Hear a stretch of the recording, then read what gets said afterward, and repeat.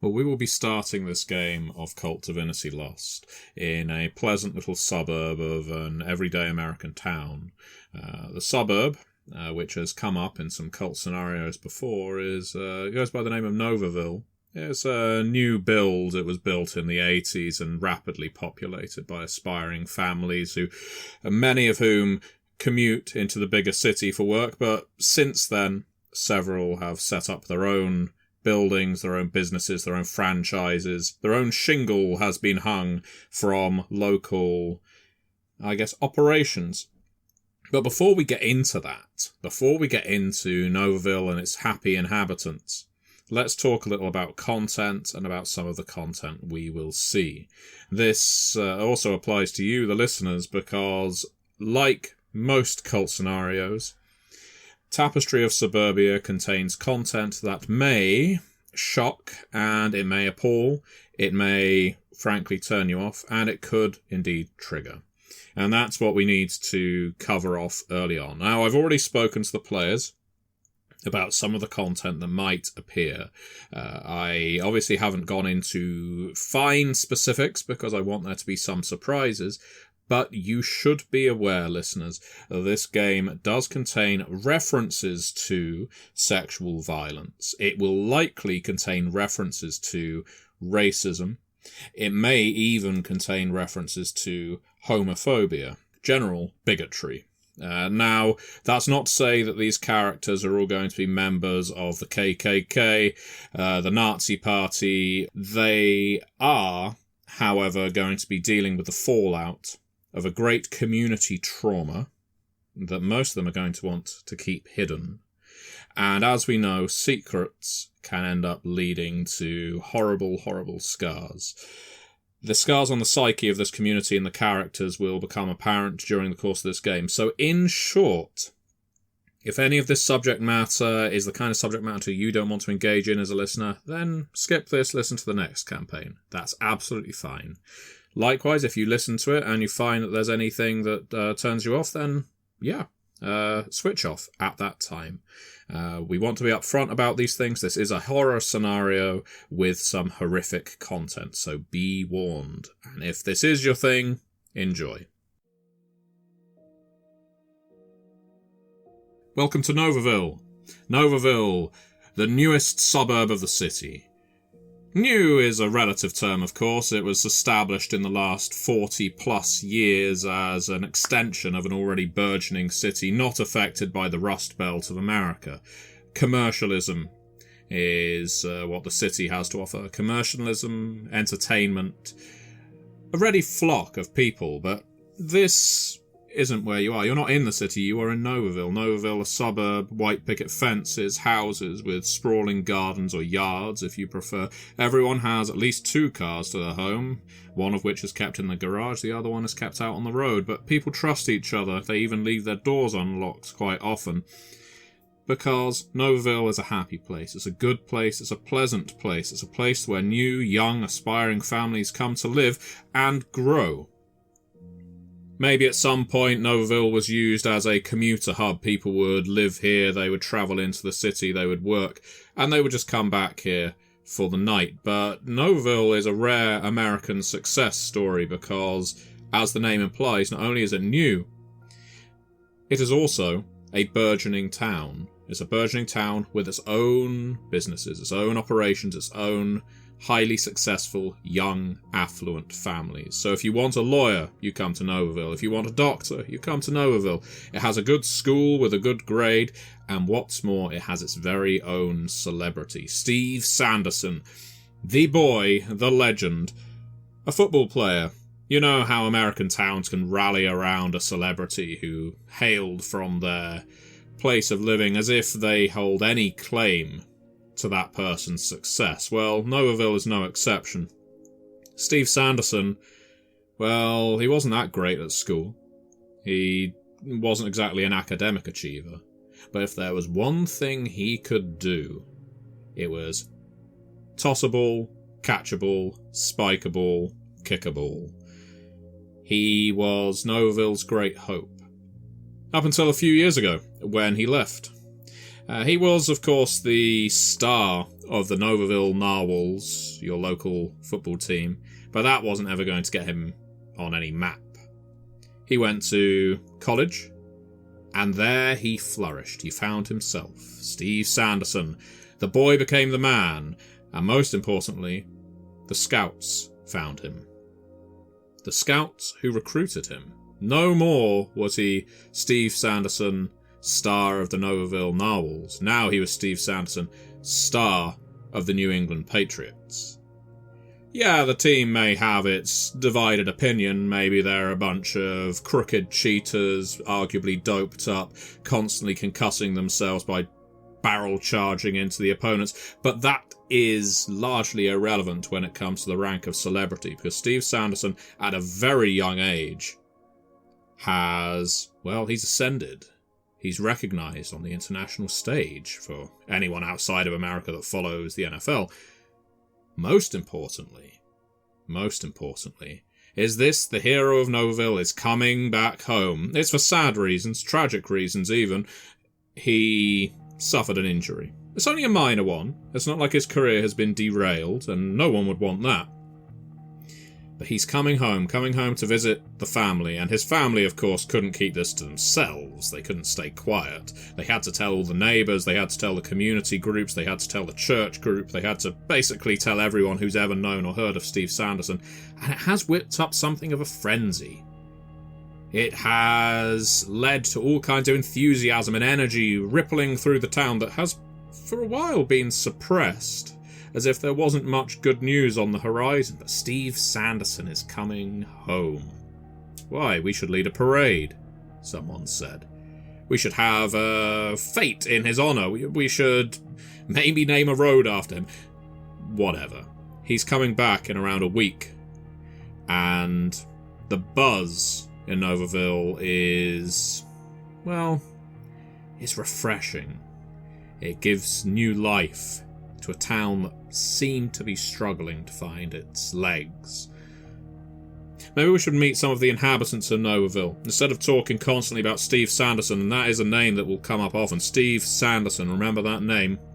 Because he's a big deal, not like the rest of these schlubs.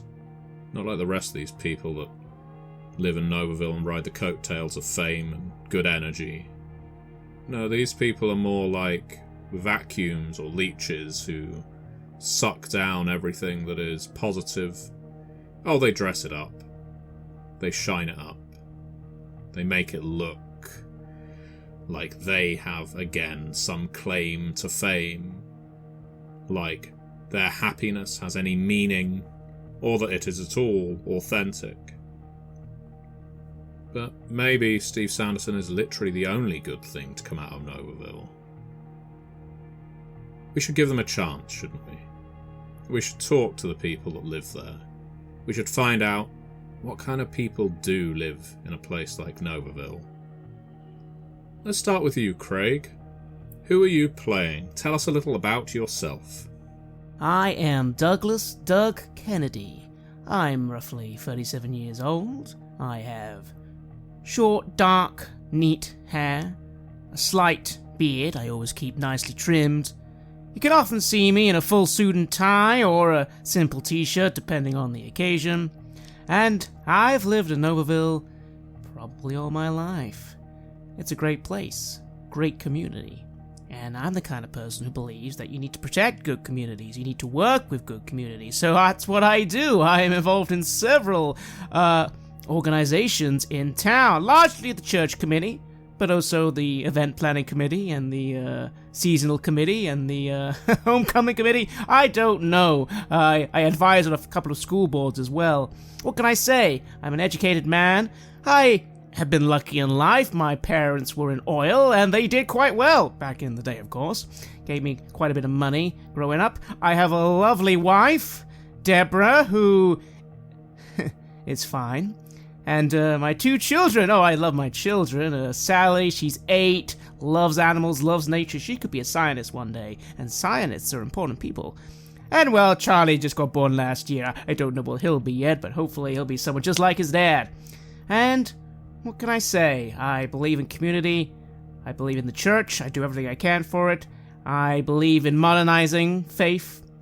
I kind of feel that we live in an era where people think that Christians aren't good people anymore, and I want to change that, because, again, I want to help out everyone, regardless of who they are or where they're from. As long as they believe in community and the good old US of A, I am friends with everyone, and I try to be friends with everyone, and most people like me.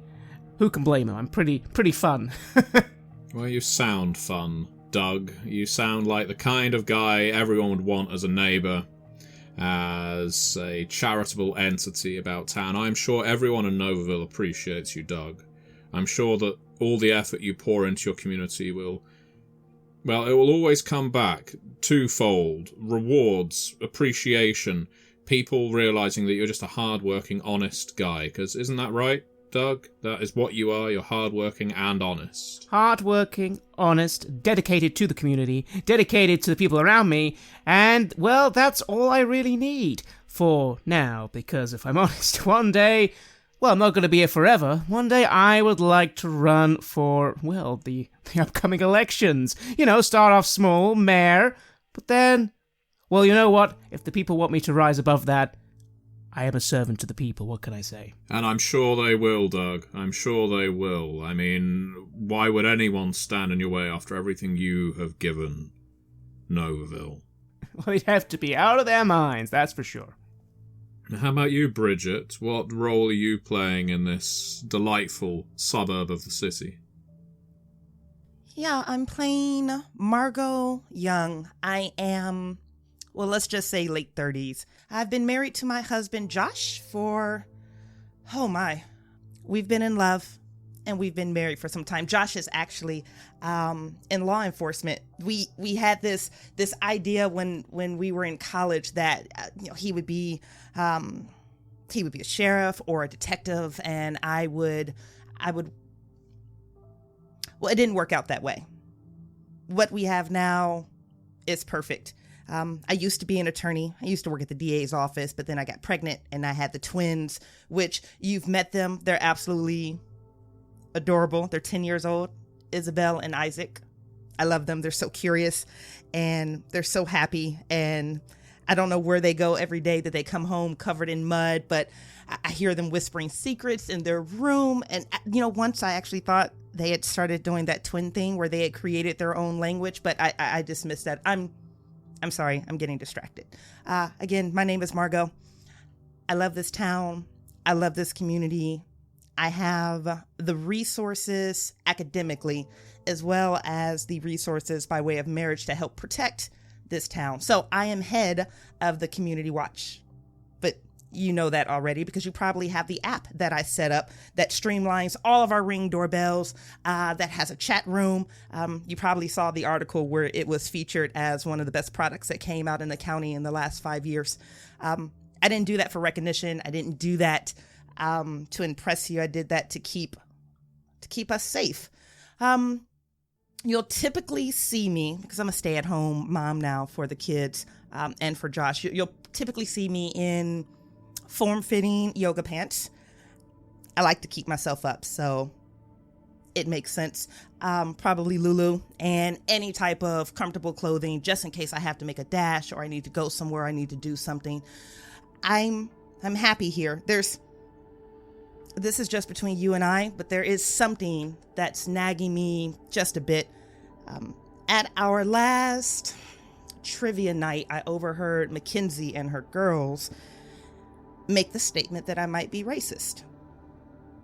And I'm really offended by that. One, that term is just, I don't appreciate the way that term is being handled nowadays, because there's no way to really defend against being called racist. There's no ammunition. There's nothing I can do to prove that I'm not a racist. And okay, yes, I may have made a couple offhanded comments about people of color moving into the neighborhood, but I'm just quoting, crime statistics. 70% of the crimes that happen in a major city following us are committed by people of color. We've worked really hard to keep this community safe. I was just quoting statistics. Well, thank goodness, Margo, that you are on the neighbourhood watch. I mean, imagine if someone else had that responsibility. I doubt they'd be able to shoulder it. I doubt they would be able to approach things like, the encroachment of crime with such, prescient wisdom You don't resent the fact that you had children, do you? You don't resent that you don't get to apply your academic learning, all those years in law school, that now that it's been so funneled into simple community management, you don't hold any bitterness about that, do you? I don't think resent is the appropriate word for this situation. I'm happy. I do renew my bar annually, though, just in case. It's good to be prepared, isn't it? It is. Matthias, you are also playing an inhabitant of Novaville. Who are you? I'm playing Kevin Miller. I'm in my mid-40s, tall, athletic build, whitened teeth, tasteful dash of grey in my hair. I'm all about football, really. I'm the coach of the Novaville Narwhals. It's been my life for as long as I can remember, and continues to be it these days too. I used to be the QB back in the day. I was going places. I was. And then injury, tore my MCL and ACL. And that was that. But that's life. And now I get to be a coach instead. Outside of the football and taking care of all these wonderful kids in the community, I work for a pharmaceutical company. Used to be with Purdue before the bankruptcy. These days for a smaller company focused on generics of the most popular opiates. I like to think of myself as someone who helps ease the suffering in the world. Like I'm doing something good for society, really. Yeah, I really feel like I've built a bit of a home here, married to Laura, met her here, went to the same high school. She was my high school sweetheart. She was cheering on me when I was quarterbacking, and well, we've been together ever since. We have 2 wonderful children. Ronald, 12. He's just like me. He wants to be a quarterback himself. He loves football, all about sports, and all about Steve Sanderson. And then there's Walker. He likes other things. He's a bit of an artist, really. He's quite good at drawing. Struggles a little bit with allergies and things like that. But hey, that's what can happen. But we have a wonderful home here, I think, me and Laura. And I love this community. And I love the Novaville Narwhals. Well, that is beautiful. That's beautiful, Kevin. It sounds to me like, well, that injury, the thing that put you on the bench and ultimately destroyed your sporting career, that didn't hold you back at all. It sounds like you hit your full potential regardless of the fact you couldn't be a major league football player for all that long. Everything that's important to you is in Novaville. I mean, hell, as you say, you've spent your life here, you went to school here, you barely escaped here. So you've built this wonderful castle, this palace around you of people you know, places you work, people you love. You must really care for Novaville. I really do. The people here, they have the right idea about life, trying to build community, trying to build wealth, doing just like they say in the good book, you got to try and be all you can be. It's funny how often the passages from the Bible are in fact mistakenly quoted when in fact it's just US military slogans. But hell, the two are very close. It's all about belief, isn't it? It's self-belief. Maybe in another life you could have been a soldier and fought for your country. But let's not get too far off track. Let's instead stick with Kevin Miller for a while. Kevin Miller and his wife Laura. You're in your kitchen. It's the mid-afternoon. It's a Monday. Laura is busy. Well, she's busy kneading some dough. She came home from work early. You had the day off. It was a hectic weekend, I think it's fair to say. She occasionally checks the time on the cooker clock. Shakes her head. Honey? Yeah? Sorry to distract you from your phone. Oh, no worries. What's up? I'm not going to get finished with this. And she gestures at the baking mix. I'm not going to get finished with this before the parents' afternoon. At the school. I know I said I would go with you. Do you think you could handle this by yourself? I mean, I really don't want to throw this batch out. I mean, you know enough to know that she wouldn't have to throw anything away, but it's not a terribly inconsiderate request. I'll move up to her and I'll caress her hair and I'll say, sure, for you, honey, anything. She smiles. There's a mild flinch, must have just been because of the surprise. Maybe she didn't expect you to be so close to her all of a sudden, but then she eases back into it. Thanks, I want to get all these ready. This is my practice batch before the parade, you know? Such an important event. Ronald is so excited. He is. Listen, have you been able to... And she puts the dough, slams it back down on the counter, and turns to face you with sticky hands. Have you been able to arrange, a sit down where he might be able to say hi to Steve? I'm working on that. I think I'll be able to arrange something like that. Yeah, I'm sure he would really. It's something he will remember. I'll definitely make that happen. You've got a bit of pull around town, and you know how Ron would appreciate it. He really would. Yeah, I mean, I'm the coach. People listen to me. I'm sure they'll make that happen. Plus, I wasn't the coach back when Steve was playing, but I mean, I know his old coach. I'm sure I can figure something out. That's a great idea. If he calls in to say hi to old Jenkins, maybe you can just be hanging around. Yeah. It's nice coincidence, that, huh? She smiles. You think it's genuine. It's difficult to tell these days with Laura. I mean, you get on perfectly well, you think. But her expression over the last few months, maybe even a year, there's something more rigid to it, more concrete. Like when she smiles, there's no natural emotion to it. It's like it's plastered on her face. Part of you wonders if she's been secretly injecting Botox. Right, well, you better scoot if you're going to get to the school on time. Good point. Well, good luck with the cooking. I'll let you know what they say during the parents' meeting. Well, pick the boys up on the way back. You know, during the parents' meeting, they've got their after-school classes, so yeah, just hang around after school and pick them up. Will do. No point them catching the bus. Love you, I say, and I begin moving out. She smiles and goes back to messing around with dough. Slams it into the counter again, hard. Some of the pans that are hanging on the rack shake, make a loud jangling noise, but she doesn't seem to notice. Her eyes are so set on kneading this mound of dough. And so out you go. You head to your car, rather than Laura's car. Yeah, I do. I'll get in my car, and I suppose as I'm heading there, I just keep thinking about us. I keep thinking about our relationship, and I wasn't quite as close as I wanted things to be, but I don't know, it's been weird lately. It's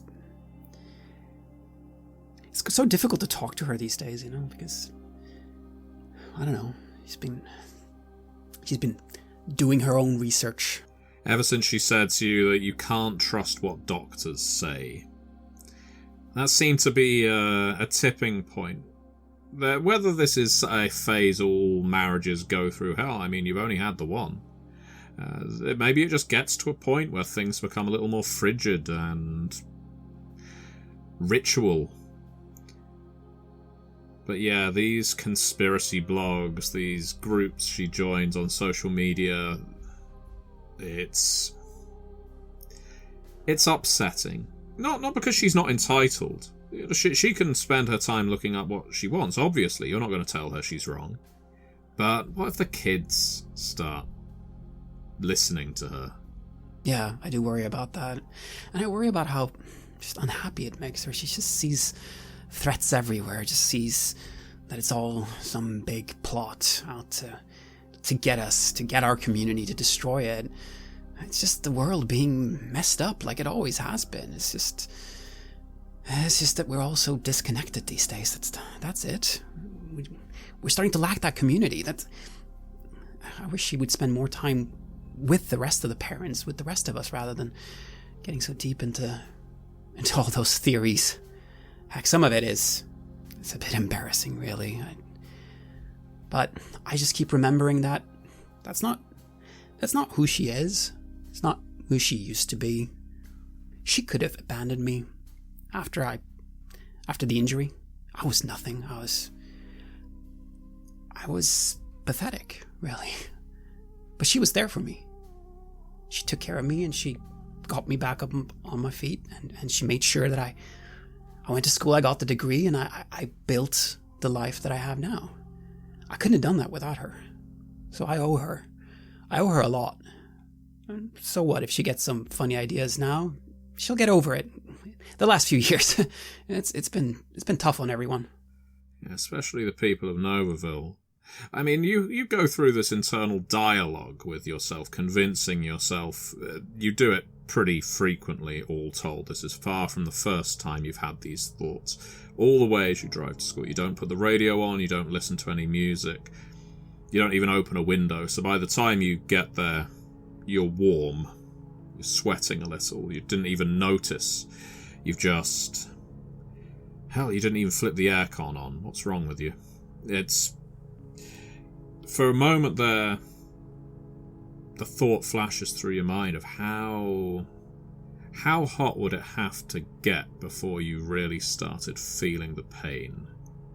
How much would you have to bake in a box, a metal box, before you started acting like a rat, scratching at the sides, trying to claw your way out? But it's only a momentary flash of thought. You can quickly suppress that far more easily than you can your concern for Laura. So when you arrive at the parking lot for the high school and junior school conjoined in Novaville, you climb out, make your way toward the sign-posted hall where various teachers are speaking to various parents about their various children, their successes, their failures, where they're strong, where they're weak. But funnily enough, and you wondering whether Laura is embarrassing or not, as soon as you leave the house, Laura's on the phone. She's cleaned up her hands, thankfully, though she is on speakerphone. She's calling Margo. Margo Young, who we've already introduced. Hey, Margo. Laura, good afternoon. How are you, sweetie? Oh, just baking in advance of the... I know it. I'm not baking something for the parade. I'm baking something in advance of the... advance, right. It's best to be prepared. You never know what might happen. But that's not why I'm calling. Are you alone right now? I can be. Give me just a second. And she'll shuffle and she'll, head into, their little library that no one uses. And she'll pull the door shut. Okay, talk to me. Well, this is a little embarrassing. I'll come out with it. We have a community Facebook group. I saw some new people join it, and I think you're the admin, and so you have to approve or reject people. Well, yeah, it's myself and Graham, and she's going to very quickly slide into the chair of a computer and start booting up because her hackles are on edge because she didn't approve anyone recently. Maybe her second did, maybe Graham did. So she's booting up and she's quickly tapping to try to get on the front end of wherever Laura is going. I mean, they've not posted or anything like that, but I saw 2 people. I'm a little worried it's been infiltrated by hackers or leftists or something. And the only reason I'm thinking this is because they have slightly Latin American names. Hold on, Laura. I'm almost there. I mean, I saw the surname Santoro, and the first thought I had was Santorum. That's fine. But then I thought Santoro, that sounds... Could these be Mexicans? And I don't know anyone in the community called Santoro, and so then I thought, is someone moving in with that name? And not that that's a problem. We've had this chat before, but... No, it's just... Becca typically tells me about the houses she sell. I don't... give me that second name. I'm almost booted in, Laura. It's Santoro. I've written it down, actually. I didn't save anything on my computer because you never know what they might look for. And I don't want to be mistaken for well, you know. No, it's okay, sweetheart. I appreciate your caution. I know this probably sounds completely overblown. I've had my hand to my chest right now. I feel like I'm...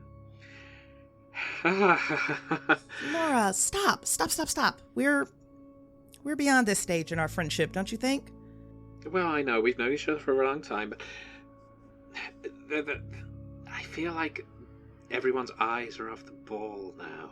Like ever since the election was stolen, like it hasn't been in the news anymore, and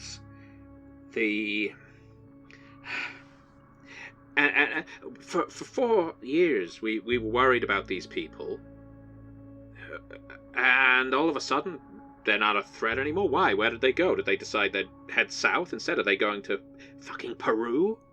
I hear you, Laura. And we've had this conversation before. I'll tell you again, we have to remain vigilant and we have to stay focused because they will distract us. They will put false news in front of us. They will do anything that they can to blindside us. And it's our responsibility as parents, as Christians, as Americans to defend what's ours. That's right. It's okay. We're of a like mind. And I don't ever want you to be embarrassed about coming to me. I'm head of the community watch. These are things that I need to know. You know, sometimes I think if you were a man, Margo, you would make one heck of a preacher. You're absolutely delightful. Am I able to populate this name, this Santora? It is too perfectly to the layman's eyes, respectable-looking, middle-aged a Latino and a Latina, married according to your hasty internet stalking, with a family. And yeah, while they have not posted in your community group, they haven't messaged you. Well, the effrontery of that, they could clearly see you're one of the admins. Clearly. They've not asked permission. But it seems, unless this is an elaborate front, they are two perfectly normal individuals. You have a Joseph Santoro, and you have a Maria Santoro. I mean, is that not a good sign? Their names are practically biblical. But you're not that much of a believer in prophecy, and, you know, that's going a little too far. But nevertheless, Joseph and Maria. That could work, maybe, in Novaville, possibly. Maybe. It's not picture perfect optics, and I'll have to do a bit of digging. My due diligence, like I always do. There are questions that I require individuals to answer prior to being accepted in the group, and one of them is, you know, do you own a physical address within these parameters? Mm-hmm. Do Joseph and Maria, are they confirming that they have an address here in our neighborhood? Looks like they skipped the questions and pressed submit, both of them, and yeah, looks like what did you say, Becca is your is the realtor that she's close with. Yeah, may have just sort of eased them through. Oh, god damn it, Becca. Okay, Laura, thank you so much for calling. I appreciate it. I'll look into this immediately. I'll cycle back, okay, babe? Yeah, and don't forget, we got a barbecue coming up tonight. Make sure your family's coming round. That's right. Oh, thank you so much for a reminder. Laura, I love you. I'll touch base with you as soon as I can. Bye, sweetie. Love you. Disconnects. She is going to temporarily suspend access to the group, or she is going to temporarily suspend access to the group for Joseph and Maria. And then she is going to slam both of her hands onto the table. She's immediately going to pick up her phone and call Becca, because what the fuck is going on? Sadly, you get through to voicemail. Now, you know Becca is supposed to be at this cookout later. I mean, no one really wanted a barbecue on a Monday night. The Millers, Kevin and Laura, were supposed to be hosting a barbecue on Saturday, but then something about Kevin, something about what he was getting up to in the weekend. You don't know the details. You're very interested to find out what those details are. Why did the barbecue have to get rearranged to a Monday night, a work night? But nevertheless, it seems most people are still confirmed to attend in your WhatsApp group. So, yeah, maybe you can find out from Becca face to face. That's exactly what I plan on doing, because she owed me a phone call. And I didn't receive that from her. Mm-hmm. Are you resisting the urge to notify Josh? Do you think he would care? Or is this more your thing? Josh is so busy.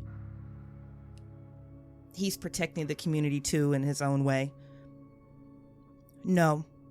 She won't bring this to Josh until she has more information.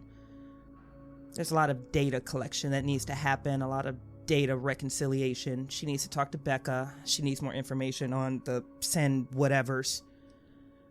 Wonder if they'll be at the barbecue tonight. No. Well, that would be awkward. That's a word for it. No, she's not going to inform Josh. We're going to wait until we get a little bit more information. But we will be speaking to Becca. Meanwhile, over with Doug Kennedy. Doug and Deborah, unlike Kevin, are both at the parents' evening. Now, I should mention that Margo has no need to go to the parents' evening. Why? Well, if you've got kids that are doing perfectly well, you don't have to go. Of course, if you don't have any kids, then that's fine too. And according to your school, Isabel and Isaac, absolutely fine. Now, some parents would check in, Margo. Some parents would still want to meet with the teachers just to find out. But if you're told no problem, you're content to believe no problem. It's not a problem unless it's a problem. Exactly. You've got more important things to worry about than kids. Doug, though, well, Sally, your daughter, she's only 8. But you've had some questionable reports from the teachers. You're not sure you believe them all, Doug. I mean, they can't necessarily understand her. They don't see her as much as you do. Maybe you do the mental math and work out they actually do. But who's to say whether a child is normal or above target or somehow struggling? They apply so many parameters and measures to a child's progress these days. It seems like a little too much hand-holding to you. But nevertheless, Deborah insisted that both of you go to the parents' meeting. I mean, it's not a problem at the end of the day. After all, I'm at the school often for work-related reasons. Not that I'm a teacher. I'm not a teacher, but, you know, there's an awful lot of stuff that he's organizing at that school. Lots of things that need fixing. Sport days, parade days, when they do their little concerts for Christmas. And, of course, I'm there to help. So I know people at the school, and I know the school. And it's a good school for the most part, even if lately, you know, education has gone a little bit strange with all these, what is it they do at sports days these days? Participation medals or something. Like you're getting a medal just for being there, which is frankly ridiculous. But again, I get it. New world, new way of thinking. It's absolutely fine. You actually express this word for word to Mrs. Crandall, Sally's teacher, who's nodding along. That's right, participation trophies. It's to make sure none of the kids feel left out, or that there isn't so much focus on beating another child, or rather that if a child loses, it doesn't mean that they're in some way of failure. Well, you try telling them that when they grow up. Yes, well, I suppose I will get to the point. Sally's... Oh, so sorry, I was interrupting you, dear sweetie. You keep going. No, it's... I'm sorry to say this, but I really think Sally is struggling. And I don't mean academically. When she puts herself to a task, she really focuses on something. She performs with flying colours. Her handwriting is neat. She has an excellent grasp of English and math. She has separate interests in nature, in biology, as I know you know. But the problem is she doesn't have that focus most of the time. She drifts off into a world of her own. Now, there's lots of potential reasons for why that is. But what concerns me even more than that is how she doesn't really relate to any of the other children. During playtime or lunch, she will wander off into the little copse of woods we have out the back of the school.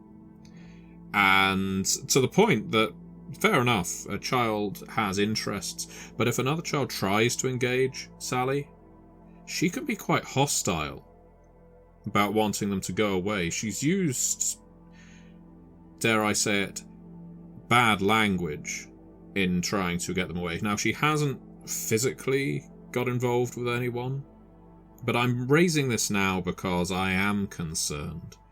And I would like to know whether you think there's a cause for this, she says in a leading fashion.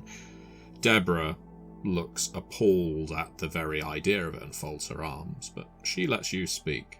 I wrinkle my nose a little. I'm a little deeply offended at the accusation myself, but of course I will not show that. What's the teacher's name again? Crandall. Miss Crandall, she does a good job. It's not her fault that she's got old-fashioned values and thinks that a child who needs a bit of alone time is a problem. I had plenty of alone time when I was a kid, and it did me the world of good. Now, granted, community is important, and as Deborah grows up, she does need to... and as Sally grows up, she does need to learn to interact with people, at least on the surface. But, well, at this age, if they're all stupid kids, then they're stupid kids. Why should she have to play with stupid kids? But then again, I need to figure out how to present this nicely. It's funny you made that mental Freudian slip of naming Sally Deborah. It's easy to mistake the two. It's not to say Deborah is a child or has a childlike mentality, but you don't really know why, but sometimes it just occurs in your head that you replace the two or transplant the two. So you'll call out to Sally to say, hey, grab me a beer from the fridge, when usually you'd, of course, ask Deborah to do that. Or you'd tell Deborah in a stern, father-like voice, clean up those toys off the carpet, they're making a mess. Or, who put this crap on TV? It's a strange... Well, I draw the line. I wouldn't say psychosis. But it's definitely something you've noticed. The two sort of bleeding into each other. In your mind's eye, if nowhere else. Mrs. Crandall nods along as you're speaking, of course, and you're trying to assuage her that there's nothing wrong. Nothing wrong at all. It's perfectly normal. Well, I understand, Mr. Kennedy, but it is my duty as Sally's teacher to tell you these things. Oh, I understand, and I approve. It is someone's duty to, well, as in your case, it is your duty to do stuff. Of course it's your duty, and I respect that, because people who take their duty seriously, well, I mean, I'm sure you know the stuff I do for the community. I see that as my duty. Mr. Kennedy, when I'm walking around town, your face is... well, you can hardly be avoided. I have to be honest, when I moved here recently, as you know, I don't think I've ever encountered so much ubiquity of a personality, if that's the word I'm looking for. You leave your mark on the town. Now, I do wonder, though, and please, I promise you this isn't criticism, although you know, of course, that whenever someone prefaces a sentence by saying that, it may as well be, that that maybe you should spend some time with Sally, Mr. Kennedy. Maybe you should take her around the town with you when you're doing your campaigning and when you're doing your charity work, and it would be a good example for her. Because from my conversations with her, I think sometimes she misses your presence at home. I have to stifle a little laugh at the idea that this woman thinks that I haven't already thought of doing that during this conversation. Like, literally, that is exactly what I'm thinking of doing. But sometimes it's good to let others think that they have an influence on you in that way. It's good for social dynamics. So I, instead of laughing, nod very seriously and go, you know what? That sounds like a peachy idea. I didn't think of that. But why the hell not? Maybe that could have a good effect on her. What do you think, Deborah? Deborah is unimpressed, and she doesn't conceal it. See? Deborah agrees. Thank you so much, madam. We're gonna go home. I will have a little talk with Sally. I will make sure that she's on the ball. And you know, you're right. She's old enough now to start seeing a bit of work. I maybe admit I am at work a lot, but again, I have so much work to do. Can you blame me? Absolutely. We're all incredibly busy these days, Mr. Kennedy, and I'm sure Sally would benefit from even a fraction or more of your attention. But thank you for coming here today. It really means a lot, and I'm sure she will improve. Oh, she will. She's a Kennedy, after all. It's a name to aspire to. Well, that's what my father used to say.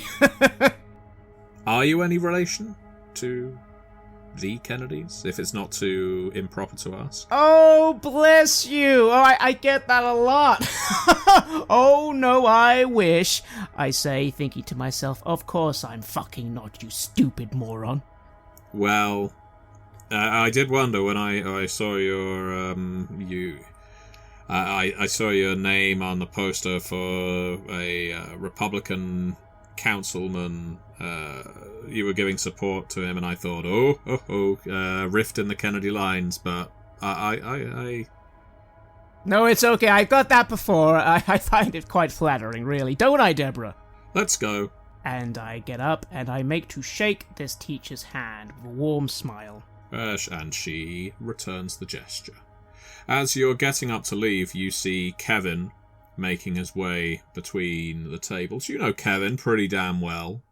You often go to the same cookouts. Hell, you're invited to a barbecue at his house. You occasionally even play poker with him.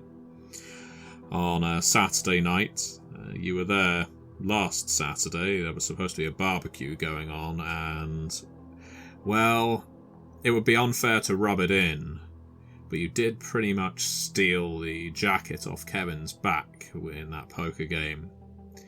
It went on a little too long. It was supposed to start at lunch, run a couple of hours, but that man just kept getting deeper and deeper into a hole. And you know, Doug, that the only way a loser's going to learn is by losing.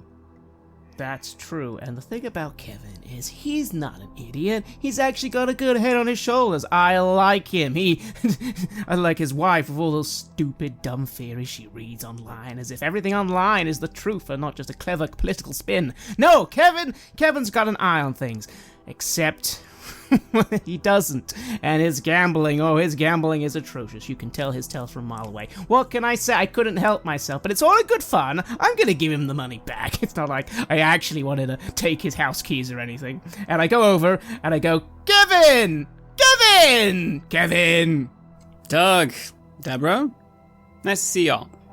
Kevin, barbecue still on tonight? Or is it getting rearranged? Absolutely, and sorry about the last time. No, we are on for tonight. Can't wait. That is good to hear. I'm looking forward to it, Kevin. Your wife always does a good, what's that thing she does with the dough?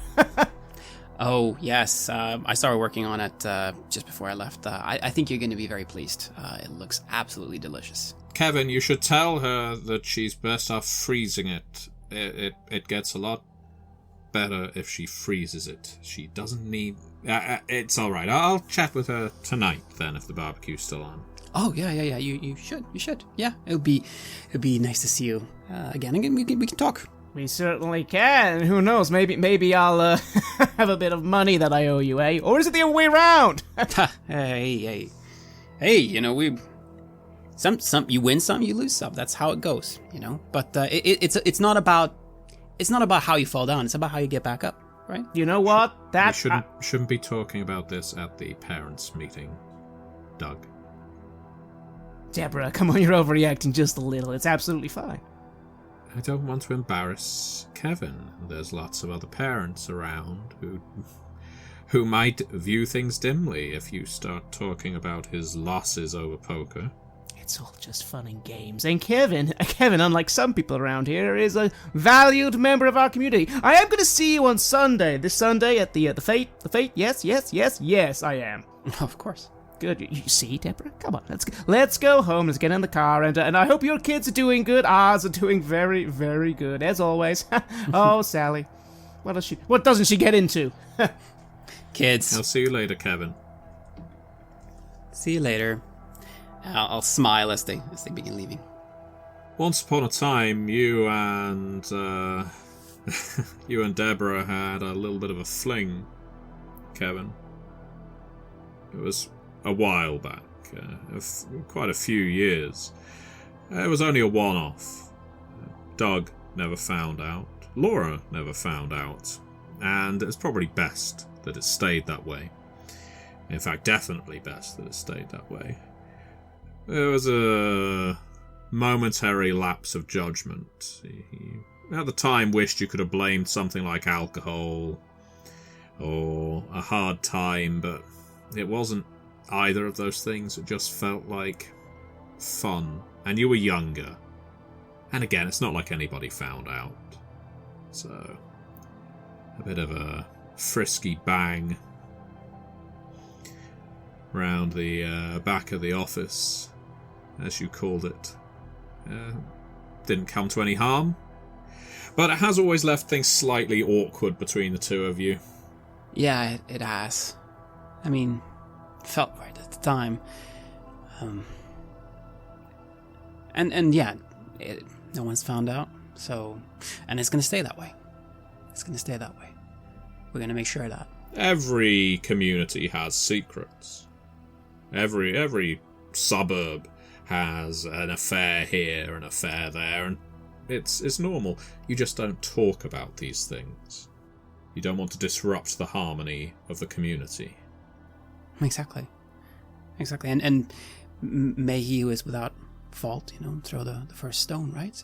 We're all sinners, but it's it's how we tackle that, how we become better, and how we learn from what we've done. That's what matters.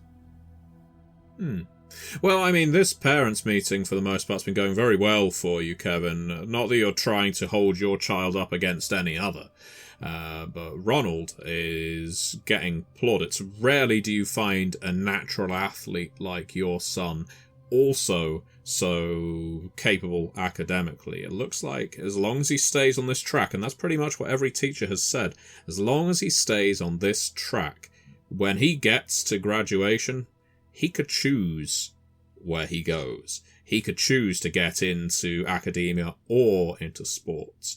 And that's the kind of choice you never had. Yeah, that's right. That's right. I'm so proud of him. I really am. He, I don't know where he gets it from. I guess it must be from me and Laura, but yeah, I'm so proud. I really am. But it's when you get to Walker's teacher. Walker is about to move up into high school at the end of this year. And he has a homeroom teacher who's speaking to you now. Kevin, I understand Ronald's doing fine. Yeah, the teachers are very, very happy with, with his progress and his grades and all that. It seems like he's doing really well. So, I'm glad. I mean, it's been 3 years since he was in my classroom, and I saw nothing but the moon for him if he wanted it. But Walker is a different matter. Yeah, kids are different, right? They're all special and unique in their own way, right? He nods. Mr. Gray, that's his name, gets a folder out from beside him and places it on the table, opens it up without invitation, slides a piece of paper out, and then slides across the table toward you. As you know, Walker is something of an artist. He has an eye for art, and he could go a long way with it. But I'm a little concerned. Oh? Well, take a look. I'll pick up the drawing that has been pushed over my way. What do I see? It's not quite Hieronymus Bosch, but it is definitely pornographic. It's incredibly well rendered. Absolutely a piece of art when considering Walker is only 9 years old. But there are signs, not just signs, it is explicitly sexual in nature. You can see 5, 6, no, you count, there's a 7th one back there, people engaged in some kind of carnal orgy. There are genitals in full view, engorged, and this is...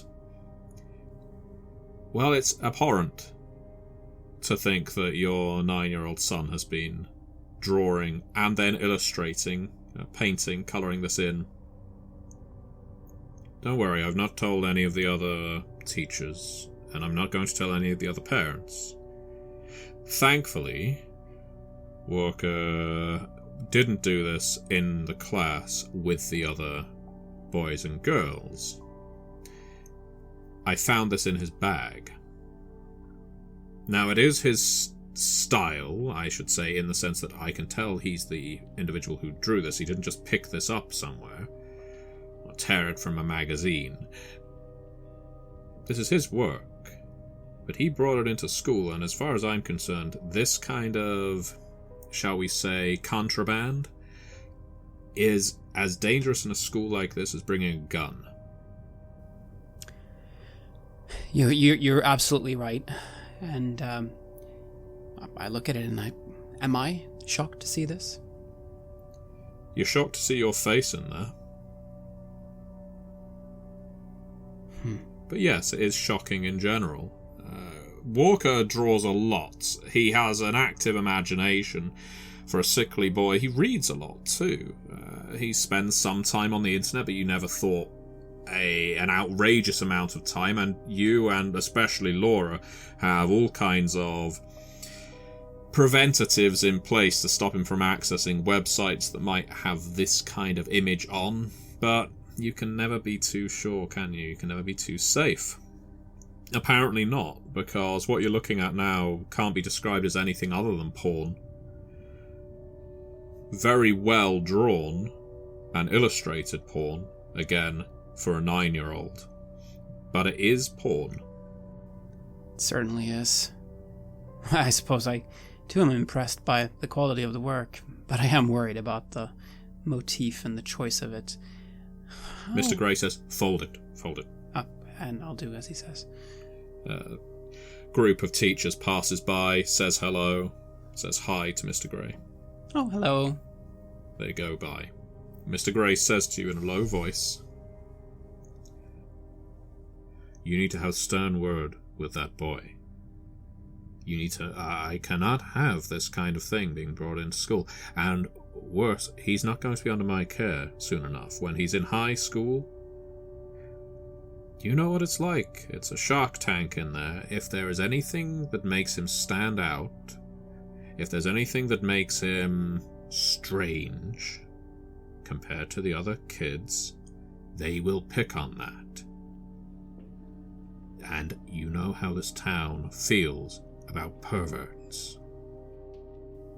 Yeah, I do. I'll talk to him. This won't happen again. But I'm saying this for his benefit. I'm sure there's nothing more to it than that. His eyes do not, or the way he looks at you does not match his words. There is clearly some suspicion there, not least because you are depicted in this. Well, thank you for telling me and for being so open. I think that's really important. Well, and he raises his voice. Well, as I say, mathematically, linguistics-wise, he's very interested in the humanities. I'm sure Walker will do fine. He shakes you by the hand. Just keep encouraging him to draw the right kind of thing. Yes, I will. Thank you, Mr. Grey. And I'll leave, and I feel incredibly embarrassed, of course, and worried and scared. Where did he get that motif from, and why am I on it? What has he seen? I shake my head, and I begin moving towards... Well, where am I supposed to be now? Do I have to talk to someone else? I'm supposed to wait for the kids, right? That's what I gotta do. Yeah, that's right. You're supposed to be waiting for Ronald and Walker for what might be a very awkward drive home.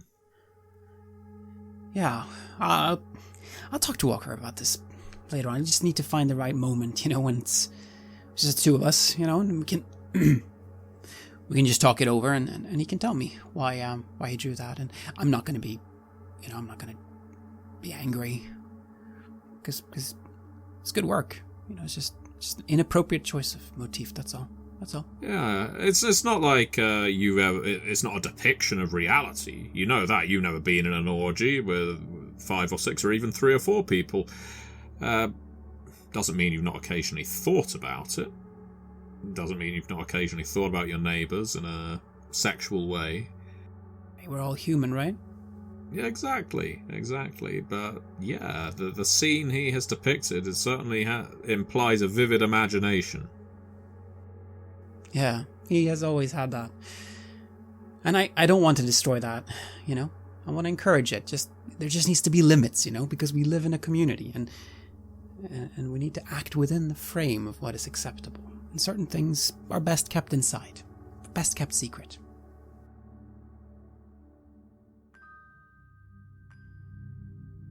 You have listened to an episode of Red Moon Roleplaying, where we play the scenario Tapestry of Suburbia, from the scenario collection The Forbidden for KULT Divinity Lost. KULT Divinity Lost is published by Helmgast, who have also sponsored this series. Joining us as players in this series are none other than Bridgett Jeffries from Symphony Entertainment and our dear friend Matthew Dawkins. The music was made by Atrium Carceri, featuring a number of collaborations with other artists, and was used with permission from their label Cryochamber. Check out their website at cryochamber.bandcamp.com or their YouTube channel for some moody dark ambient for your gaming table. We would like to give massive thanks to our champions of the Red Moon, Martin Heuschober, Simon Cooper, David, Julia, Camilla, Bob Lange, Cameron, Antxon, and Graham Barey for their generous support. And we'd of course also like to thank all of our other patrons. Without your support, the show would not be possible. If you want to support our work, please check us out on Patreon. You can get access to bonus campaigns for Cult Divinity Lost and Coriolis there, as well as get early and raw access to all of our recordings. You can also hear your name read on the show as a champion of the Red Moon, as well as play Cult with us. Most importantly, that support is what keeps the show going, so do check us out there. Thank you again for listening, and remember that community is everything.